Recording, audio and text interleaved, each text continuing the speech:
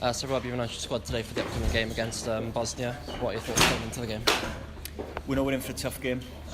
They showed us what they're all about at home with a heavy defeat, which we were disappointed with. So it gives us an opportunity now to go and a few things right that we didn't do that night. You know, I didn't think it was a true reflection of what the players, what they give that night. So we know we're in for a tough game. It's away from home. They do the not so pretty side of the game really well. So we've got to match that, and then with the likes of David Brooks coming back into the squad, we've got players on the pitch then that can hopefully go and win us the game. So you just mentioned David Brooks. He's had an impressive season for Sheffield United, and he featured for the senior team against Panama. How much are you looking forward to seeing him?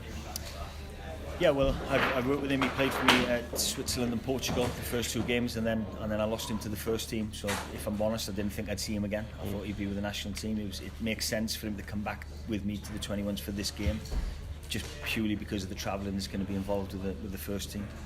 I spoke with Brooks. He's really keen to come and play, which is great. And like I said, it's somebody of his quality. I've seen him a few times this season. It's great to have him back in the fold. So talking about players coming back to your team, Harry Wilson's a player you'll know a lot about. He's going to go up to the senior team. He scored a couple of goals. How happy are you for him to have a chance with the seniors? Yeah, I haven't worked with Harry a lot. I've had him for two games, the Bosnia and Romania games, and was very impressed with him. And see why he's well thought of at his club, and why now he's got that opportunity again to go with the first team. So he's a quality player. So what are your aims for the rest of the campaign? There's 5 games left. Is it still to try and finish in the top 2?